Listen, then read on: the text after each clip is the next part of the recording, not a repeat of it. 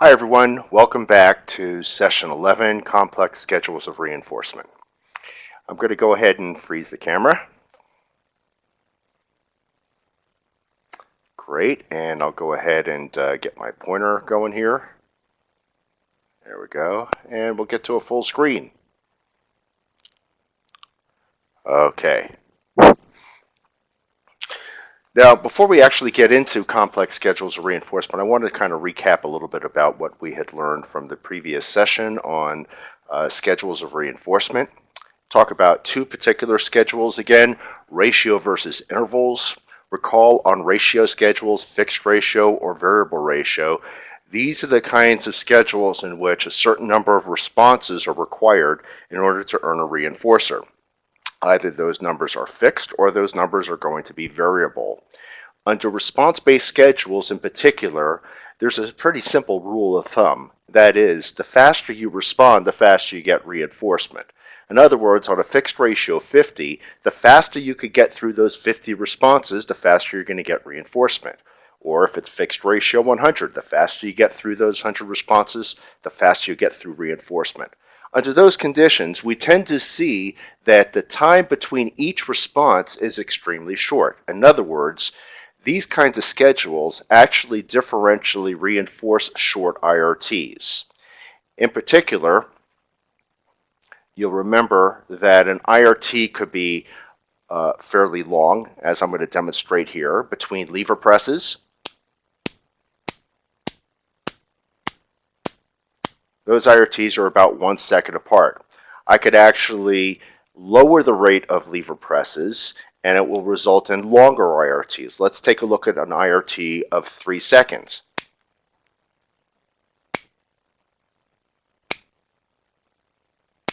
Okay, those are 3-second IRTs, and as you can see there, the rate of lever pressing goes down. On the other hand, if we wanted to have very short IRTs of less than a second, we would have faster rates. Okay, hopefully that makes sense to you. In other words, what we're saying is that there is a direct relationship between response rate and reinforcement frequency. And if the response rate goes down, so will the reinforcement frequency. On time-based schedules, again, we're talking about those interval schedules, these actually differentially reinforce longer IRTs. That is, there is no relationship between the rate of responding and the reinforcement frequency. That is, you could either emit a whole lot of very fast responses or somewhat slow responses. And it really doesn't matter because the rate of responding is affected up here, but it's not down here in terms of the contingencies of reinforcement. That is, responding faster does not bring food around any faster. On a fixed interval 2-minute schedule, for example, the first response after 2 minutes produces food. All the behavior that occurs prior to the 2 minutes really won't make that much of a difference. And under these conditions, the longer you wait to make that one response, the greater the likelihood is that when you actually do make it, the reinforcer is going to be set up. Now, there are instances, for example, in which we may get delivery of mail at a post office box. We know that it comes daily. We know that it generally comes about 10 in the morning. And unless we're really expecting something to be reinforced that's going to come in the mail, such as perhaps a tax refund or, Publishers Clearinghouse sweepstakes or something like that, whatever your reinforcers are, is going to determine to some extent whether you're going to get over to the post office quickly or not. That is, we know that once the mail is in the mailbox, that mail is just going to sit there. So if there's really nothing that you're expecting, what would you expect to happen except the mail just piles up and piles up? You'll get over there eventually. If not today, maybe tomorrow, maybe the next day. But you know that, generally speaking, they don't empty out your mailbox. And therefore, the longer the IRTs are between going to the mailbox deliveries, the chances are when you do go to the mailbox, whatever you're looking for at the mailbox will be there again. It may be your paycheck, it may be a tax refund, and so forth. Okay? And these are dynamic properties that we see in terms of the contingencies of reinforcement that operate on behavior. Now, in a very clever experiment I want to go over here, this was designed by Forster and Skinner, which demonstrated just that, just showing you that all things considered with reinforcement frequency, it's really the contingencies of reinforcement that will determine the actual pattern of behavior. In this experiment, there were actually two pigeons. Two pigeons walk into a bar. No, just kidding. Okay. Two pigeons walk into an opera chamber.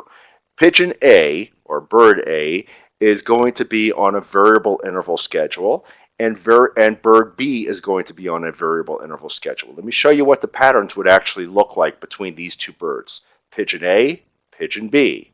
They're on the same variable interval schedule here, okay, showing you that essentially the rates of responding are identical for these two matched birds. Now, in this experiment, they set up a situation which is called matching the frequency or magnitude of reinforcement. That is, they were going to take bird A and put it on a variable ratio schedule. So here you have bird A is going to be switched over to variable ratio.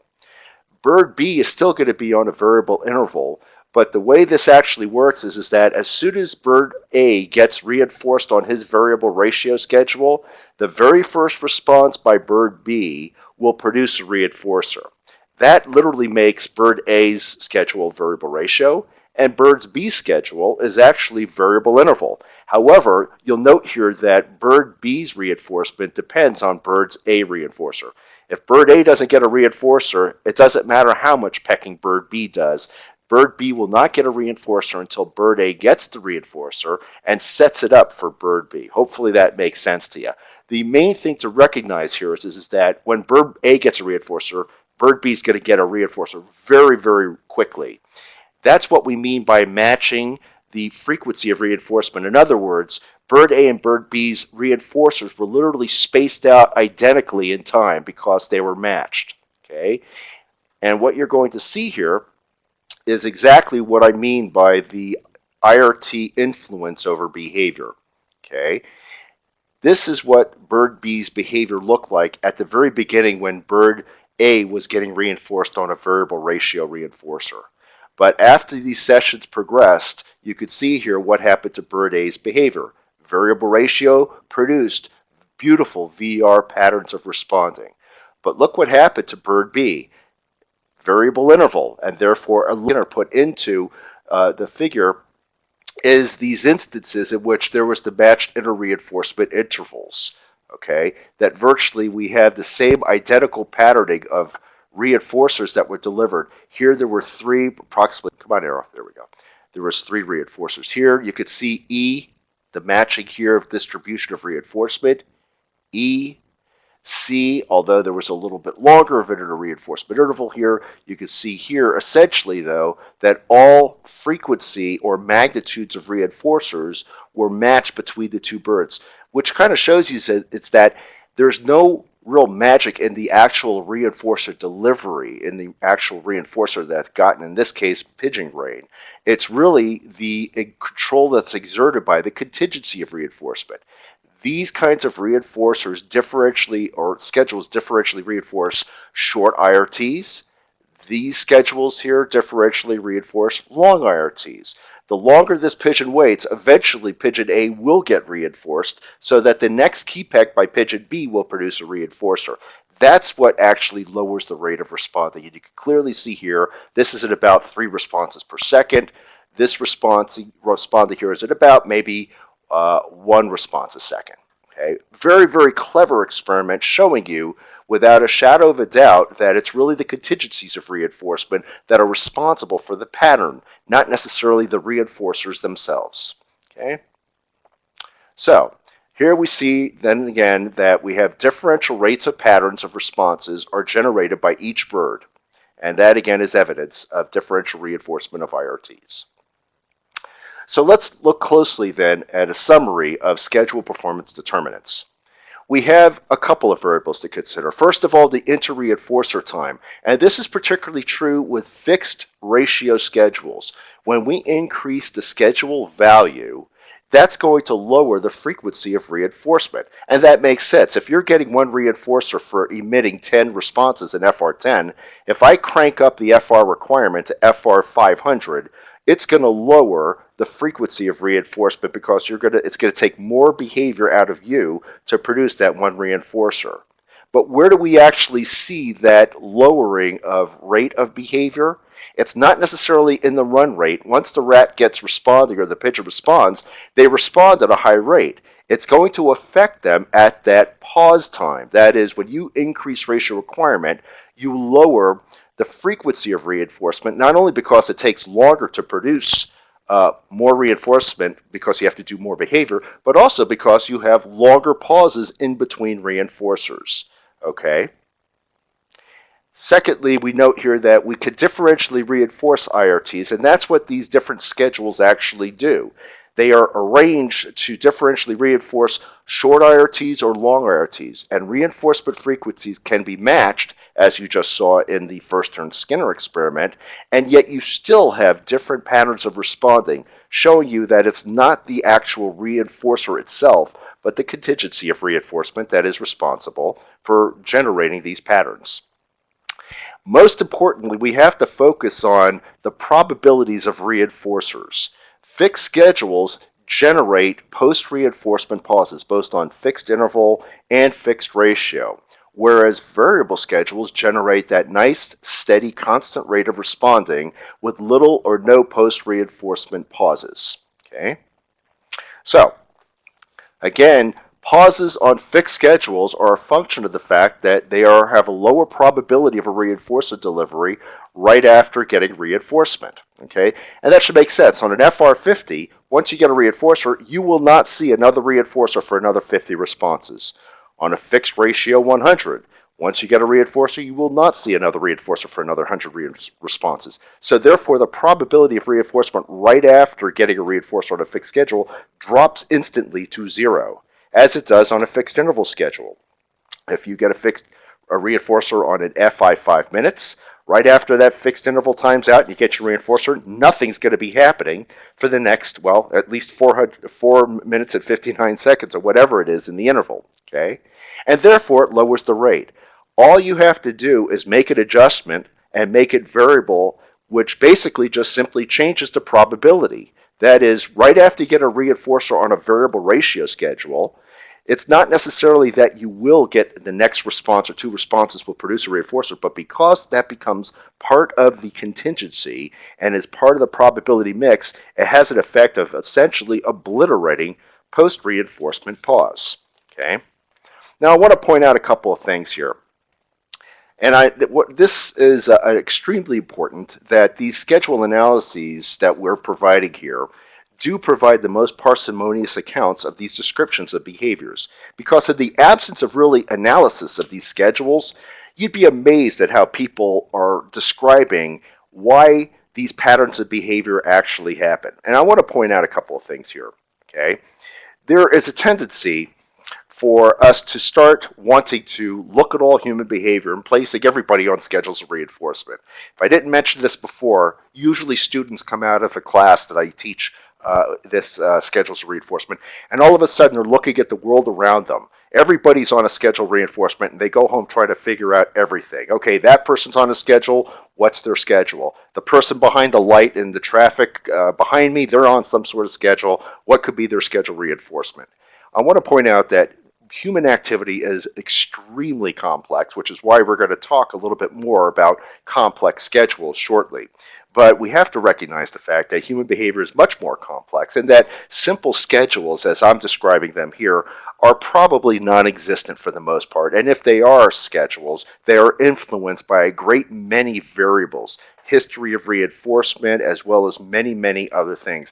Competing reinforcements and the availability of reinforcers. Once the reinforcer is available, how does that influence the behavior leading to it? For example, I mentioned to you before that the interval schedule that is effective in terms of controlling your behavior at the post office is clearly fixed interval in the sense that they usually come at a certain time at which you could get there and your mail is found in the box.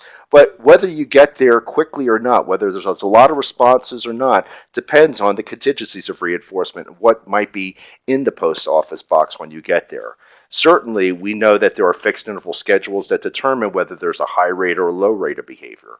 But we could all see ratio-like contingencies in the world around us. We could also see scallop-like contingencies in the world around us. For example, there have been many times in which I've received requests for behavioral treatment for individuals who demonstrate non-compliant behavior. And essentially, this is a situation in which they may be in a work setting or a day program, or they're asked to do an activity, and the staff have to cue this person over and over and over and over again, or parents have to cue their kids again and again and again. And we come to look at the contingencies that whatever they're asked to do seems to be on a type of a fixed schedule. That is, it has the same number of responses. You have to do a certain type of number of activities, whether it's doing certain kind of work activity that's required, and there's a contingent relationship between how much work you produce and how much reinforcement you get. And a lot of times we'll look at productivity in certain types of settings. And when people talk about noncompliance, it's usually right after they get a reinforcer. A lot of times they say he or she is just noncompliant. They just will not get up. They don't want, and we cue and cue and cue, and they just never get up until finally, all of a sudden, they get up and start working again. And when you look at those contingencies, a lot of times they are fixed in nature. So one of the things you might want to consider doing when you see these kinds of things, where right after a person gets a reinforcer and it takes a lot of effort to get that person to get back on track to start the to start the responding again, whatever the activity is, look at the contingencies of reinforcement. See, in fact, if the reinforcers are delivered on a fixed schedule or a variable schedule. And oftentimes what I've done is just change the schedule to a variable schedule of reinforcement. Instead of having a child who comes to school on Monday and gets the reinforcer on Friday, and when they comes around Monday, it's very hard to get that child to move off the spot because it's a fixed schedule, we would just simply arrange a contingency of reinforcement in which the reinforcer was variable. It was on the average, every 5 days that you go to school or engage in this, you'll get a reinforcer. But from day to day, the child never knows when that reinforcer is going to be delivered. And that's what we would possibly replace a fixed ratio 5, Monday through Friday, with perhaps a variable ratio 5, which might generate more behavior and perhaps less post-reinforcement pause. We can see the same sort of thing in terms of people studying behavior, which might be scalloped or fixed interval-like. For example, most people who have midterm exams might not study a whole lot at the very beginning of the sessions, but as it gets closer to midterm, you see the studying behavior start scalloping. That is, the person studies more and more, engages in less and less alternative behaviors, and perhaps they start even cramming the night before the exam. But once they take the examination and it's over, studying behavior comes to a dead stand, and then nothing happens for the next 2 or 3 days post-reinforcement pause, and eventually you start getting back on track again. Now, I remember when I took a statistics class back in college in which the contingencies were arranged on examinations which were on variable interval schedules. You never knew exactly when you were going to get a pop quiz or an examination. They told you there was a certain number there, but you never knew it. And a lot of the students complained about this because it led to constant studying statistics. And if you've ever taken statistics, you know, if you mess up one area or you miss one particular area, everything builds upon, previously learned material.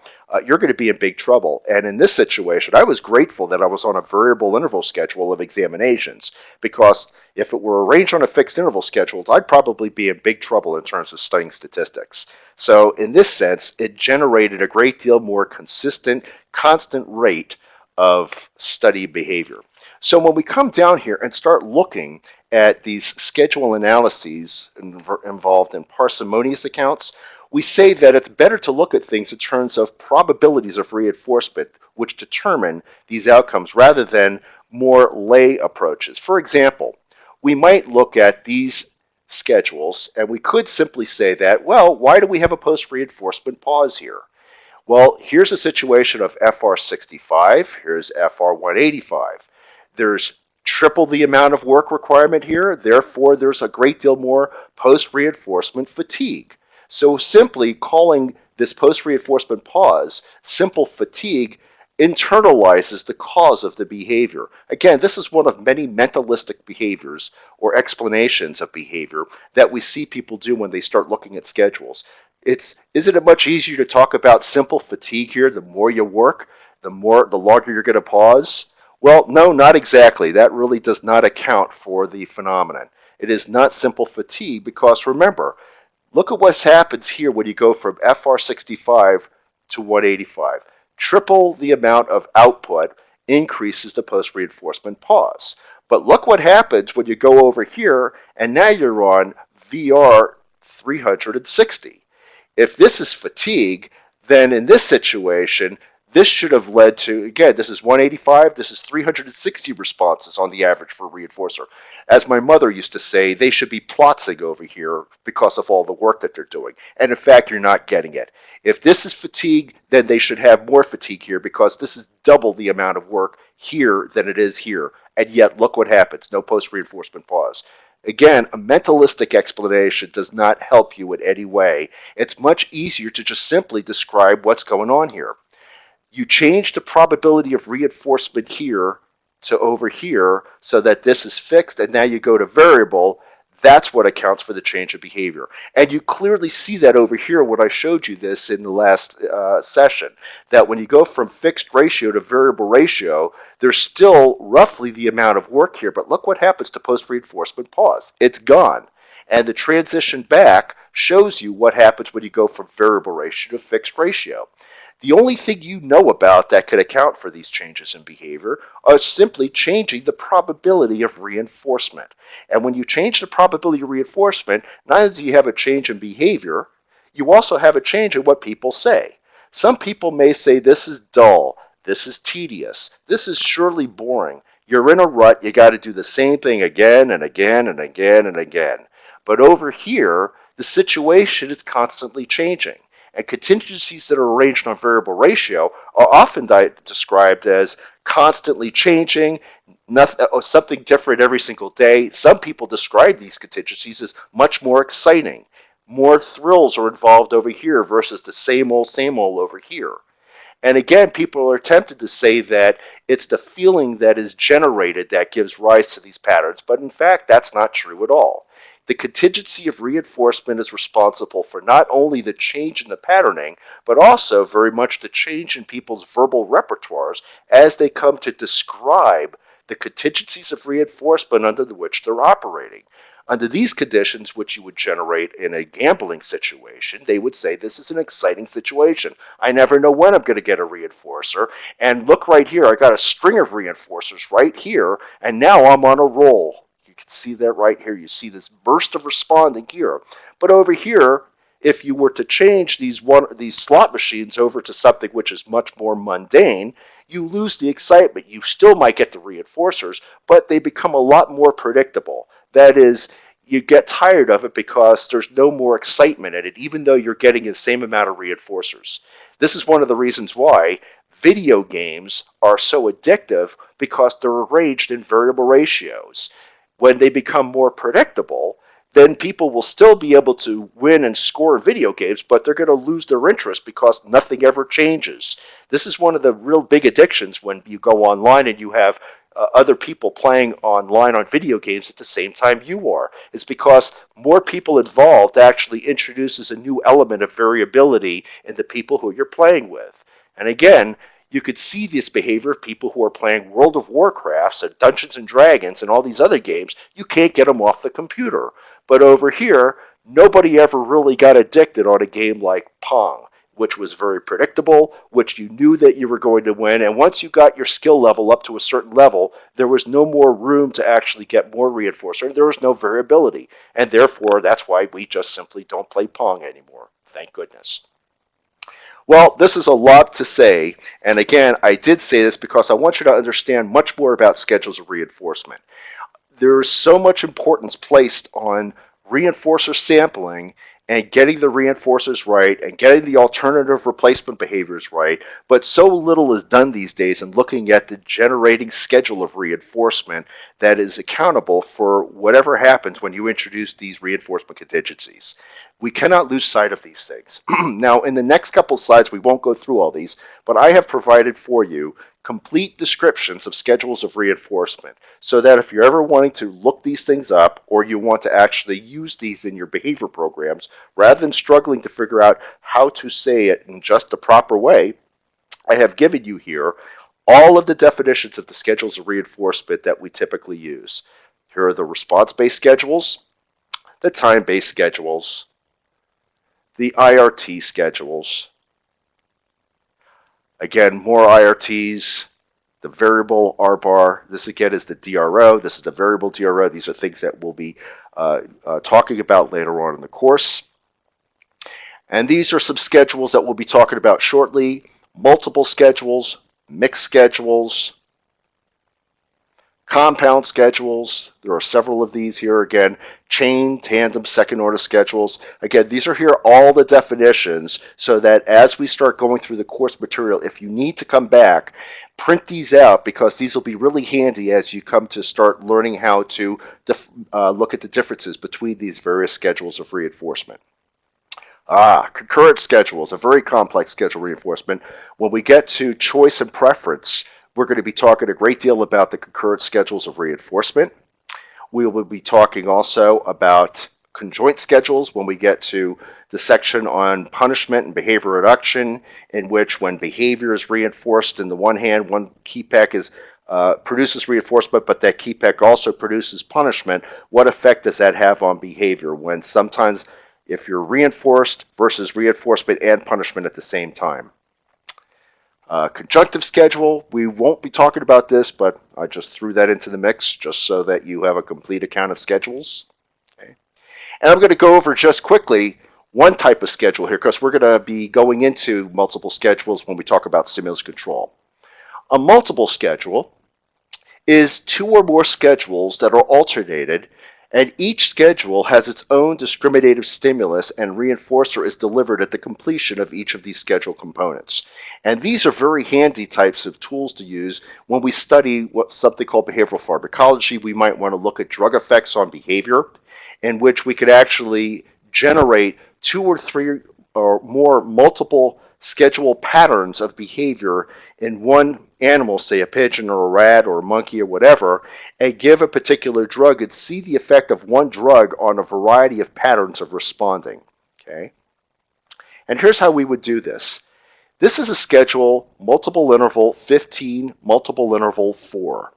And in these two schedules, an FI 15 is alternating with an FI 4. So here's an FI 15-minute schedule in the presence of one stimulus, and then an FI 4 is in the presence of another stimulus. It could be, for example, that the FI 15 is in the presence of a blue light. So when a blue light is on, you often see the pigeon engaging in FI 15. Okay?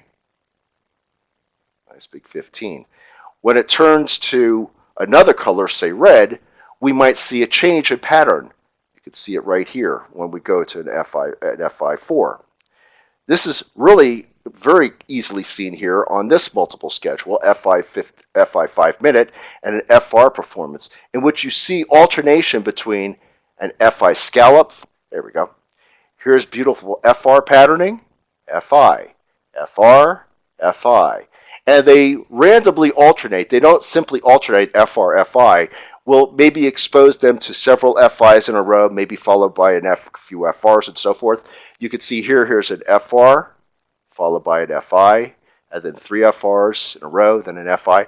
How in the world could you get such beautiful pattern performance? In other words, you may look back and say, gee, how does the pigeon know which schedule is in effect? And again, the way we interpret this is simply that when we expose a pigeon in the presence of a red light and FI is in effect, when the red light comes on, you get FI performance. If a pigeon also learns over time that when a green light is on, it's FR, Well, when a green light comes on, you get what's patterned as typical of an FR. Actually switch them around. You could see whether if you all of a sudden have, red light means FI, green light means FR. What happens if you switch the two? Okay, maybe it's just they have a color preference. Well, if it's a color preference, then when you switch the colors, they should still respond to the colors. And what you end up seeing here is that when you switch the colors, the behaviors change to the contingencies of reinforcement. Quite an interesting thing. And again, these become convenient tools that we use to study the effects of what we call stimulus control, which is something we're going to be talking about in the next unit. Okay, and speaking of next units, I'm going to go ahead and unfreeze myself and hope that that you understand a little bit more about schedules of reinforcement. Hopefully you're not too frustrated by this. Believe me, in the long run, as we go through this material, you'll be very appreciative because it begins to we begin to look at some of the interesting things that happens when we put schedules of reinforcement together that are under particular types of stimuli that control performances, and that will actually lead to excitatory behavior, inhibitory kinds of behaviors, and a whole host of other things that we'll be talking about. So I'm going to stop now, and I'll see you shortly for stimulus control. Take care. Thank you very much.